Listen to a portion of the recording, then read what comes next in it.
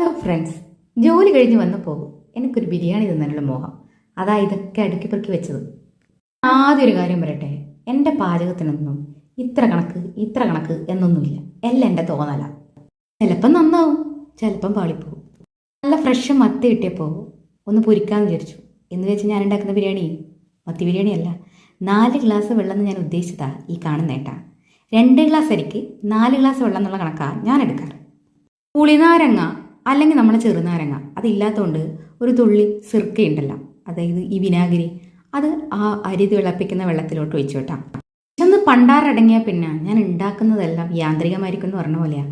എനിക്ക് ഈ സമയത്ത് ഉണ്ടാക്കുന്ന ഇഷ്ടമല്ല. അതുകൊണ്ട് എല്ലാം കൂടി ഒരുമിച്ച് ജാറിലിട്ട് അതെല്ലാം ഒന്ന് കറക്കി പെട്ടെന്നൊന്ന് വഴറ്റിയെടുക്കാമെന്ന് വിചാരിച്ചു.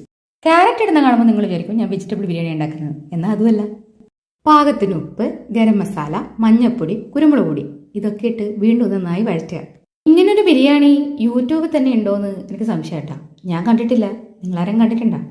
മസാല ആകുന്ന നേരം കൊണ്ട് ഞാൻ മത്തി പൊരിക്കാൻ വേണ്ടി വെച്ചു. ഇവനാണവൻ, നമ്മുടെ സ്വന്തം ഉണക്കച്ചെമ്മീൻ.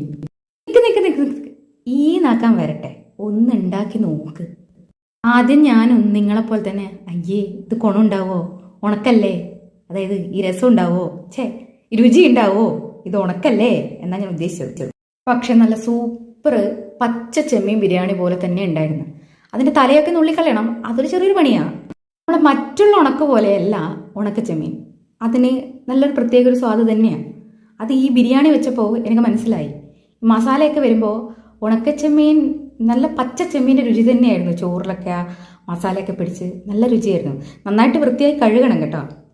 സച്ചേട്ടന് ഈ വിളമ്പി കൊടുക്കുമ്പോഴും ഞാൻ പേടിച്ചോണ്ടാണ് വിളമ്പിയത്. ഭഗവാനെ, ഈ മനുഷ്യനെങ്ങാനും രുചി പിടിക്കാണ്ടാവുമെന്ന്. പക്ഷെ സച്ചേട്ടനും ഭയങ്കരമായിട്ട് ഇഷ്ടപ്പെട്ടു. ഇത് വീഡിയോയ്ക്ക് വേണ്ടി പറയുന്നതല്ല, ആത്മാർത്ഥമായിട്ട് സച്ചേട്ടൻ പറയുന്നതാണ്. എല്ലാവർക്കും ഇഷ്ടപ്പെട്ടു. ഒന്ന് ഉണ്ടാക്കി നോക്കേട്ടാ എൻ്റെ ഉണക്ക ചെമ്മീൻ ബിരിയാണി.